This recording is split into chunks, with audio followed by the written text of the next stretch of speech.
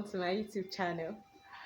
So today I'll be talking about a topic I actually wrote about on my blog. So I have a blog for young wives, www.thelighthymn.blogspot.com. So it was about 4 statements that you should never say to your husband. So the first statement is this: my friend's husband takes out the trash. Now this is about comparison. So don't compare your husband with anybody for any reason. Even if your husband has his own weaknesses, he's unique in his own ways.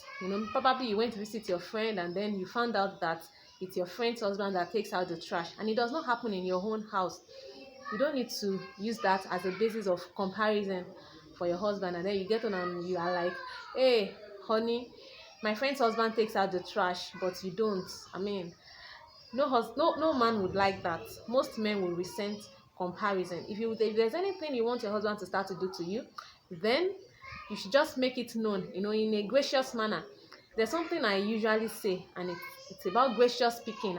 I would say I'm an advocate of gracious speaking. There's a way to speak. So if there's anything you want your husband to start doing, rather than compare him with someone else, then you just tell him plain and clear, oh sweetheart, can you help us do this? Can you help us do that? Not because you saw someone else doing it and then you want him to also start to do it. There's an adage, or should I say an adage or a statement, whatever, that says that a devil is better than an angel that you do not know. So you don't know your friend's husband. Even though she takes out the trash, she might be doing several other things that are not even palatable for your friend at all, which she's not telling you. You understand? But you feel like, oh no, he does this, it's just an angel. But no. So my dear, your husband, no matter what he does and he does not, appreciate him. The little he does, how much do you compliment that man? So rather than dwell on what he's not doing, compliment the little he does. And if there's anything you want him to start doing, tell him in a gracious manner. So my second point is this: I told you not to do it. Yeah, so this comes to play in a situation where probably there's a decision yourself and your husband has to make, and you have an opinion, your husband has a different opinion. But after a lot of deliberations, your husband feels like, no, your opinion isn't the best, mine is the best, let's go with mine. But you're like, no, I know what I'm saying, let's do it this way. But it's like, no, let's do it this way. And then you're like, no problem, let's do it your way. And at the end of it, there was a backfire.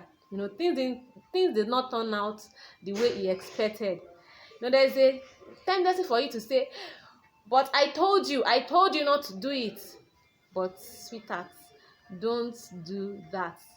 Never say, I told you not to do it. He already knows that he shouldn't have done it, especially if he has to bear a very bad consequence for his action. So saying that statement will only make him feel bad the more. Saying that statement will only hurt him more. So you don't need to say that at all. Of course, there might be a need for you to, make it known at some other time that you shouldn't have done that. But you could just hold on. You could delay it till later. And at the time, even at that moment that you are going to tell him, it should still be done graciously. It should not be done in order to hurt him. It should just be like, oh, that was why I was saying we shouldn't do it the other time. I'm sure you get what I'm trying to say. And not in a way that will make him feel bad, like, oh, I shouldn't have done this. He's already feeling bad. He already has to deal with the consequence of what he has done. So what you are supposed to do at that moment is to stand by him, to encourage him, to support him, and in fact be there as if you both made that decision. Because even if he did not go with your decision, whatever decision he has made, you both made it. Now my other statement is this: that was the same thing you did the last time.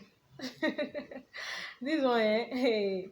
Well, okay, yeah, I wanted to say that no, it wasn't me, it was my husband that did it some days ago, and I'm like, no, sweetheart, love does not take record of wrongs.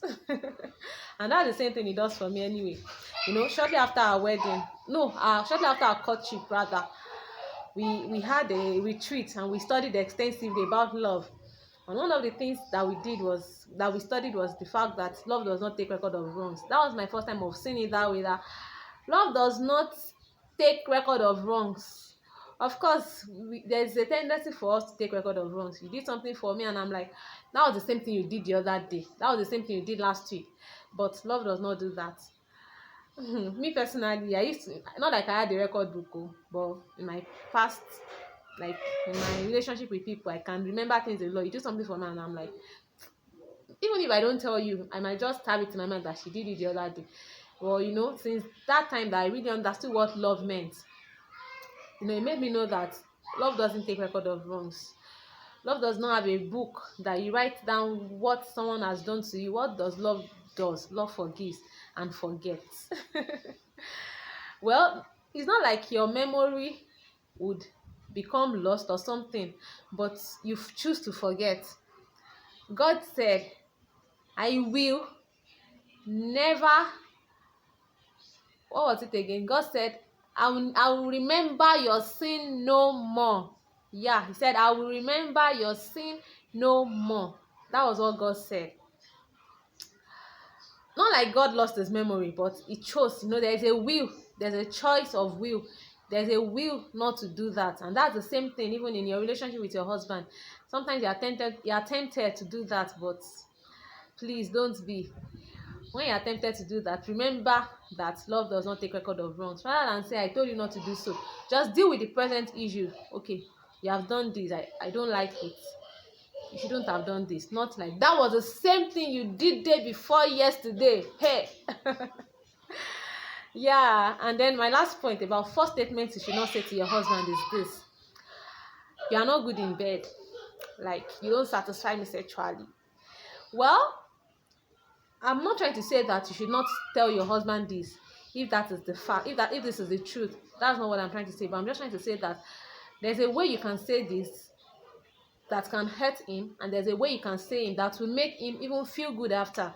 And I'm sure you don't want to hurt your husband. And let me tell you something: a man's sexual prowess is very, very important to him.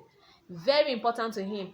And especially when it's coming from someone who is his wife, someone who knows him intimately. When a bad word about that aspect of his life is coming to him from his wife, it can hurt him so badly. So you need to watch your words if you want to pass such information across to your husband. So I wrote on my blog that if there's need to pass such an information to your husband, then how do you do it? First and foremost, you watch out for the atmosphere. You don't say it in an atmosphere of tension. You say it in an atmosphere of love and romance, mushy. Is it mushy?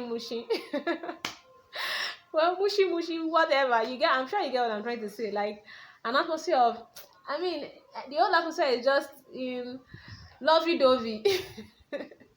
So that's when you bring up such talks. One, then two, you approach it as a team, not as an individual thing. Not like it's your problem, then deal with it. No, it's like something that we both need to work on together. Something that we both need to. It's our issue. It's our challenge, and we need to deal with it. Then three, when you're addressing such issues, you don't just start with, no, you don't do this, you don't do that. What is that good thing that your husband does for you? You start from there, and you dwell on that, and like, oh, you make me feel good, you are such a this, you are such a that, I love you. And then you bring in that okay, but how about if we try this, how about if we try that? You understand? And then one other thing is that when you are bringing up such discussion, you need to have some things to say, have your suggestions, not just throw the challenge and like, okay, this is the problem, but what are the things you have thought about that you feel can be solutions to the challenge? So it makes him know that, okay, this is not my problem, it's our problem. And like I said also, you also bring in words of affirmation before you bring in those ones that are not good enough. So first statement that you should not say to your husband: 1, my friend's husband takes out the trash. 2, I told you not to do it. 3, that was the same thing you did last week. And 4, you are not good in bed. I believe that you have been blessed. Thank you so much for listening, and please don't forget to like and subscribe to my channel. God bless you. And